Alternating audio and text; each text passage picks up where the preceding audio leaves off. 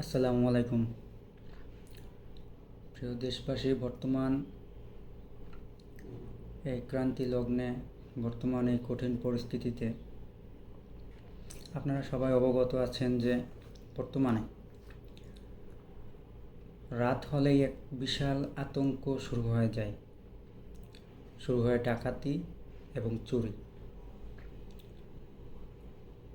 বিশাল বড় বড় অস্ত্রশস্ত্র নিয়ে যারা নেমে পড়ে তারা আসলে অন্য কেউ না, তারা আওয়ামী লীগ সন্ত্রাসীদের সাংগঠনিক নেতাকর্মীরা এবং যারা রাস্তায় টোকায় এবং রাস্তায় থাকে তাদেরকে টাকা পয়সা দিয়ে তারপরে তাদেরকে নিয়ে তারা মাঠে নেমেছে এই মিশনে যে এক বিশাল আতঙ্ক ছড়িয়ে দিবে এবং মানুষদেরকে তারা শান্তিতে থাকতে দিবে না। তো এই মিশন নিয়ে তারা আসলে অনেক বড় বড় ডাকাতি করতেছে। বাংলাদেশের প্রতিটি জায়গায় ডাকাতি করতেছে এবং মানুষদেরকে মেরে ফেলতেছে। শুধু এখানেই আসলে থেমে নেই, তারা এখনও যারা ছাত্র ভাইয়েরা আছে তাদেরকে এখনও তারা মেরে তারপরে গণকবর দিয়ে রাখে। আরেকটা বিষয় হচ্ছে, বর্তমান এমন পরিস্থিতিতে আমরা আন্দোলন করছি দীর্ঘ অনেক দিন, এতে আমাদের আসলে কত যে কষ্ট হয়েছে। আমরা আসলে জীবনের ঝুঁকি নিয়ে যে বাসায় ঘরে ফিরে এসেছি, আসলে সেটা কি বলবো, এক কথায় যদি বলি, যখন আমরা আন্দোলন করছি তখন আমাদের বাসায় আমরা সব হিসাব নিকাশ দিয়ে তারপরে আমরা আন্দোলনে নামছি এবং আন্দোলন করছি। আমরা রক্তাক্ত হয়েছি, আমাদের এখনও ক্ষতবিক্ষত জায়গা থেকে যদি নাড়া লাগে তাহলে রক্ত ঝরে। কিন্তু এমন পরিস্থিতির ভিতরে আরেক দল আছে, তারা সমাবেশ করে, মিটিং করে। এটা কতটুকু যৌক্তিক?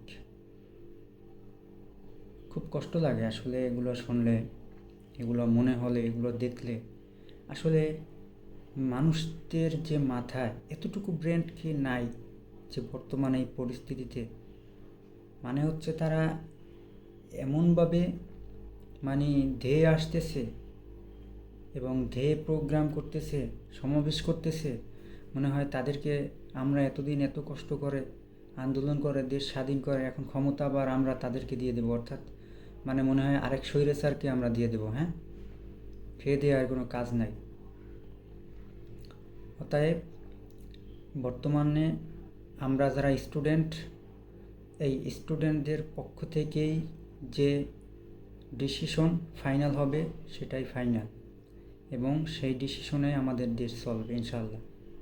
অতএব এক স্বৈরাচার যে আমরা পতন করছি, এখন যে আরেক স্বৈরাচারের কাছে আমরা দেশ দিব, এটা আসলে যারা ভাবে এরা খুব বোকামি, শুধু শুধু সময় নষ্ট করতেছে।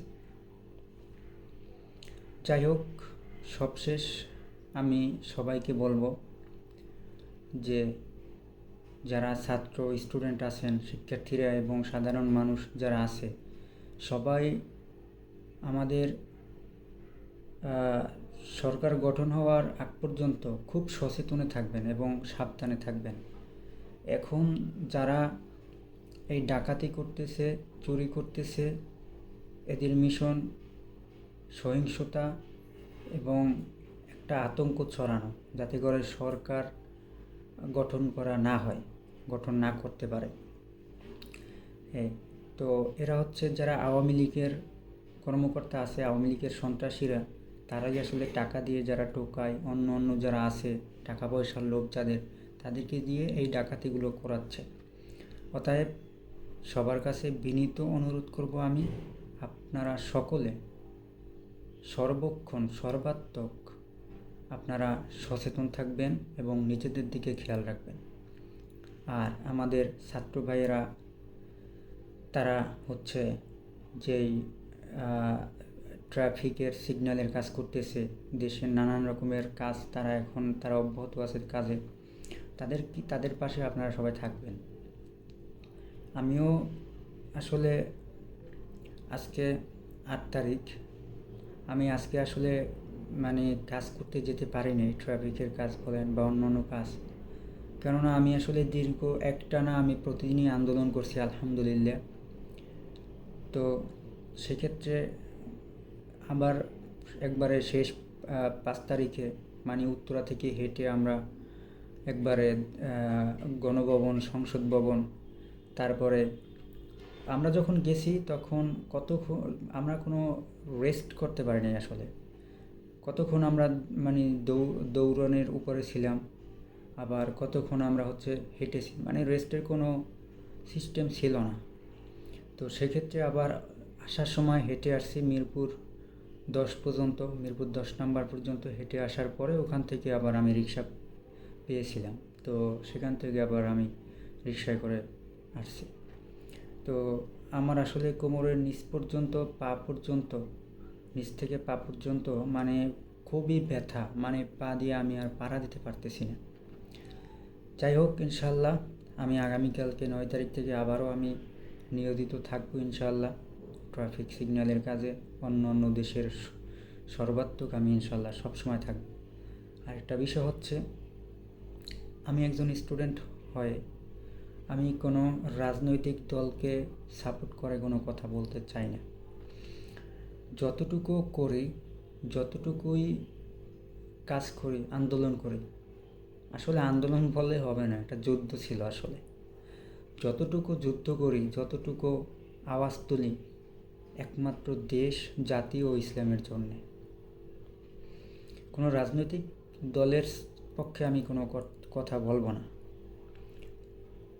তো সেক্ষেত্রে আমার কথা হচ্ছে, এক বিন্দু পরিমাণে রক্ত থাকতে শরীরে যতদিন বেঁচে থাকবো ইনশাআল্লাহ দেশের পক্ষে, জাতির পক্ষে, ইসলামের পক্ষে যুদ্ধ করেই যাব, যদি প্রয়োজন হয় যুদ্ধ করার।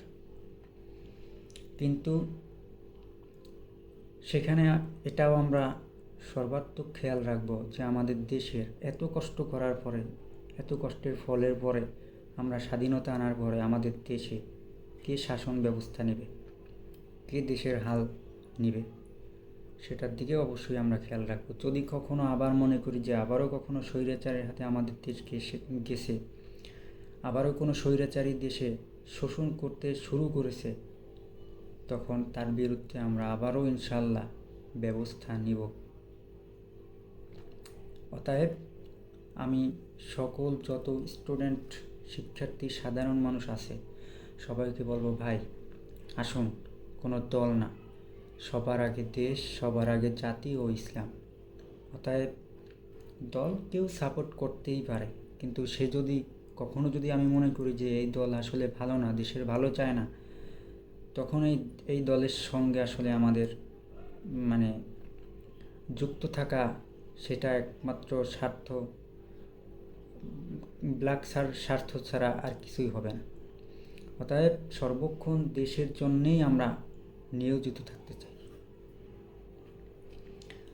যাই হোক, আলহামদুলিল্লাহ আমরা দেশ স্বাধীন করতে পেরেছি। এখন স্বাধীনতা ধরে রাখার বিষয়টা, তাই আমরা এখন চাইব সবাই স্বাধীনতা যেন ধরে রাখতে পারে। সবার কাছে আমি দোয়া চাই, সবাই আমার জন্য দোয়া করবেন ইনশাআল্লাহ। এবং সবাইকে বাংলাদেশ জাতীয় ঐক্য দলের পক্ষ থেকে দেশ রক্ষার্থে আহ্বান জানাচ্ছি। আসসালামু আলাইকুম ওয়া রাহমাতুল্লাহ।